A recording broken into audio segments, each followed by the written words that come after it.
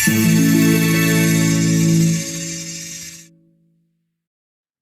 बच्चों, तो कैसे हो आप लोग। आई होप सब बढ़िया होंगे और अपनी पढ़ाई अच्छे तरीके से कर रहे होंगे। ठीक है, तो आज हम JEE 2024 का एक और क्वेश्चन देखेंगे। क्वेश्चन दिया हुआ है, the area of the region bounded by the parabola y square is equal to 4 x y square is equal to 4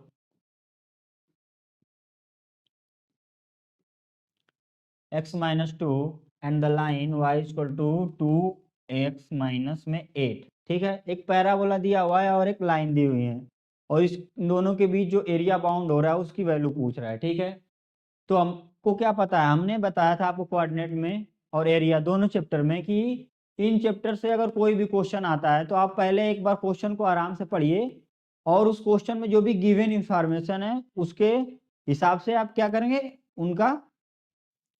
इनका डायग्राम ड्रॉ करने की कोशिश करेंगे। अगर आपने पूरा अच्छे से डायग्राम ड्रॉ कर लिया तो आपका 90% क्वेश्चन वहीं से सॉल्व हो गया। ठीक है, तो अपने पास गिवन क्या है,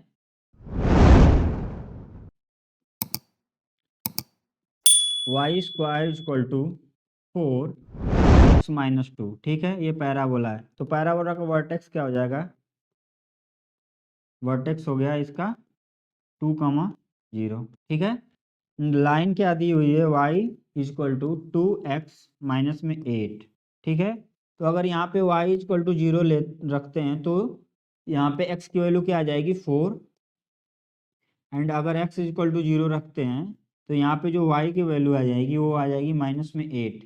इसका मतलब क्या है कि ये जो लाइन है वो x एक्सिस को x इज इक्वल टू 4 पे कट कर रही है और y एक्सिस को y is equal to minus 8 पे कट कर रही है। ठीक है, जो अपना पैराबोला उसका वर्टेक्स क्या है, 2, 0। ठीक है, तो ये अपना पैराबोला कुछ ऐसा बनेगा, और लाइन क्या है, -8 पे y एक्सिस को कट कर रही है और x इज इक्वल टू 4 पे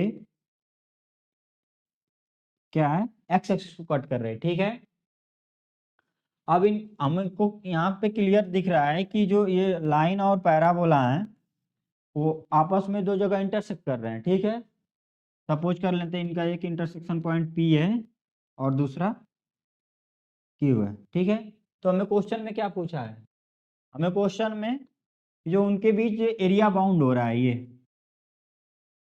ठीक है, इसकी वैल्यू निकालना है। ठीक है,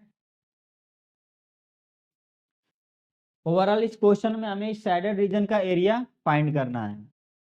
तो साइडेड रीजन का एरिया फाइंड करने के लिए हमें जो P एंड Q पॉइंट है उनका कोऑर्डिनेट चाहिए। ठीक है, तो सबसे पहले हमारा काम इस क्वेश्चन में है कि जो P और Q पॉइंट है उनका कोऑर्डिनेट फाइंड करना। तो चलो दोनों कर्व के इंटरसेक्शन पॉइंट फाइंड करते हैं। तो सपोज कर लेते हैं, लेट हमारे पास क्या है, गिवन कर्व, जो गिवन कर्व है एक क्या है, parabola y square is equal to 4x minus 2 है। तो यहाँ से y स्क्वायर अपॉन में 4, ठीक है, plus 2 is equal to x।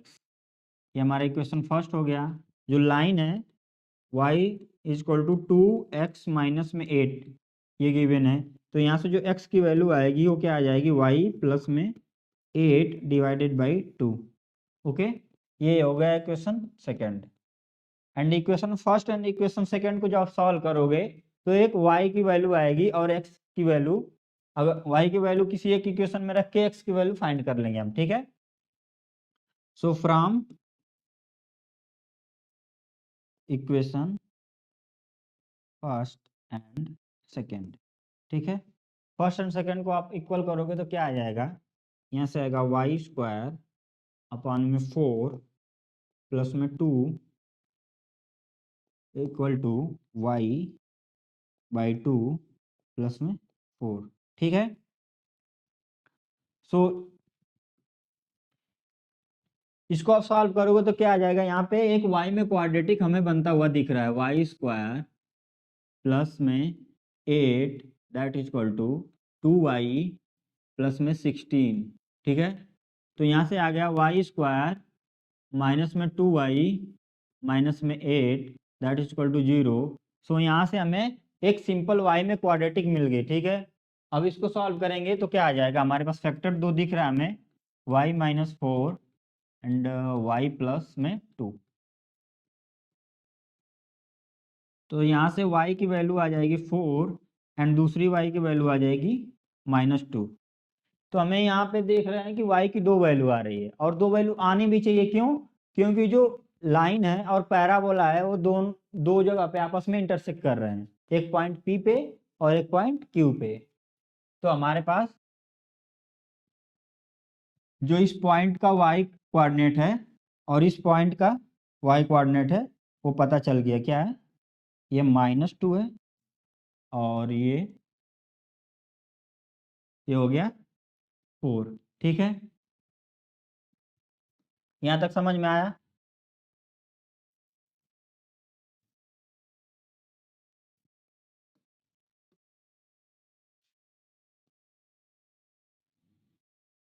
Okay. अब हमको इन दोनों के बीच का जो एरिया फाइंड करना है।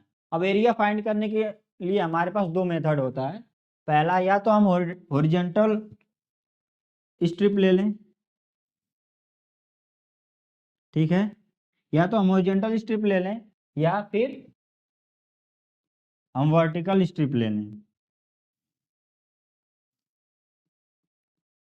और उसको पॉइंट P से लेके Q तक हम क्या करेंगे, इंटीग्रेट करेंगे। तो इसमें हमें ये सिलेक्शन करना होता है कि हम वर्टिकल स्ट्रिप से हमारा क्वेश्चन ज़्यादा इजीली सॉल्व होगा या हॉरिजॉन्टल स्ट्रिप लेने से, क्योंकि कोई भी स्ट्रिप हम ले क्वेश्चन सॉल्व तो होगा ही होगा। बस डिफरेंस इतना आएगा कि अगर हम वर्टिकल स्ट्रिप ले लेंगे तो कोई क्वेश्चन थोड़ा लेंदी हो जाएगा, अगर हॉरिजॉन्टल स्ट्रिप ले लेंगे तो क्वेश्चन थोड़ा सा इजी हो जाएगा, ठीक है। इस केस में आप ये देखो कि सपोज करते हैं हम लेते हैं वर्टिकल स्ट्रिप, ठीक है।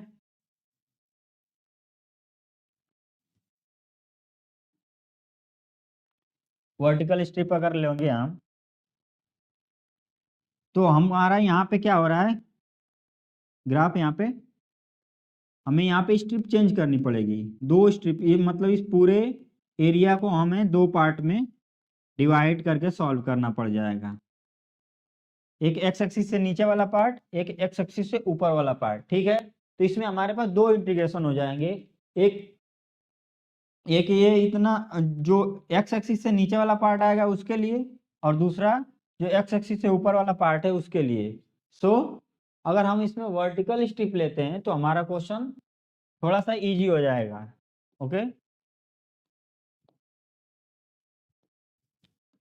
तो इसमें हम फाइनली वर्टिकल स्ट्रिप ना लेकर हॉरिजॉन्टल स्ट्रिप से स्टार्ट करेंगे सॉल्व करना, ठीक है। तो अपना एक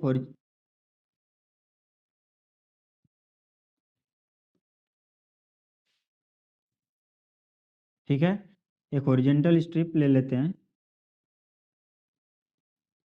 ठीक है, जिसका लेंथ क्या है, dy, ओके। तो इसका जो एरिया आएगा, एरिया क्या आएगा, जो y का लिमिट है -2 से 4 हो जाएगा, और इक्वेशन 1 माइनस इक्वेशन सेकेंड, ठीक है, इंटू डी वाई के रिस्पेक्ट, क्योंकि हमने y का लिमिट -2 से 4 रख लिया। यहाँ पे देखो, क्योंकि y की वैल्यू कहाँ से -2 से लेके 4 तक चेंज हो रही है, ठीक है। अब इक्वेशन फर्स्ट क्या है, इक्वेशन फर्स्ट अपने पास y² plus 2 and second equation है अपना y प्लस में 8/2। तो यहाँ पे फर्स्ट एंड सेकेंड इक्वेशन आप सिंपली रख दो, तो क्या आ जाएगा, -2 to 4, first equation y² plus 2, तो y² प्लस में 2, ठीक है, minus equation number second y plus 8/2, तो y/2 माइनस में 4 dy, ओके। अब यहाँ से देखो +2 -4, तो ये -2 बचेगा, तो अपने पास जो एरिया आ जाएगा डेल्टा वो क्या आ जाएगा, -2 to 4 y² बाई 4 माइनस में y/2 माइनस में 2। अब इसका इंटीग्रेशन, अब ये सिंपल डेफिनेट इंटीग्रेशन का एक क्वेश्चन हो गया, ठीक है। तो डेफिनेट इंटीग्रेशन तो आपको सॉल्व करना आता ही है। तो यहाँ से इसको हम क्या करेंगे, सिंपली इंटीग्रेट कर देते हैं। तो y³ अपान में 12 माइनस y² अपान में 4 माइनस में 2y। ओके, सो इसको कैसे सॉल्व करते हैं, पहले हम क्या लिखते हैं, इसमें अपर लिमिट पुट करते हैं। तो अपर लिमिट क्या है 4, तो इसमें 4 पुट कर देंगे आप। तो क्या आ जाएगा 4 का क्यूब अपान में 12 माइनस में 4 का स्क्वायर अपान में 4 minus 2 into 4। Okay, minus lower limit क्या है, -2 है। तो यहाँ पे -2 जब रखेंगे तो -2 का क्यूब क्या हो जाएगा, -8 डिवाइडेड बाई 12 माइनस में 4 डिवाइडेड बाई 4 प्लस में 2। -2 अगर y की जगह पे यहाँ पे रखेंगे तो माइनस माइनस प्लस हो जाएगा। यहाँ पे -2 का होल स्क्वायर क्या हो जाएगा 4 एंड -2 का क्यूब -8। ओके, तो यहाँ से अपने पास क्या वैल्यू आ गई, यहाँ से आ गई 16/3। ठीक है, क्यों, क्योंकि यहाँ पे क्या 4 इंटू 16 आएगा और 4 से 12 को काटेंगे तो 3 बचेगा। तो यहाँ पे 16/3 माइनस 1 माइनस में 8, ये माइनस माइनस प्लस 2।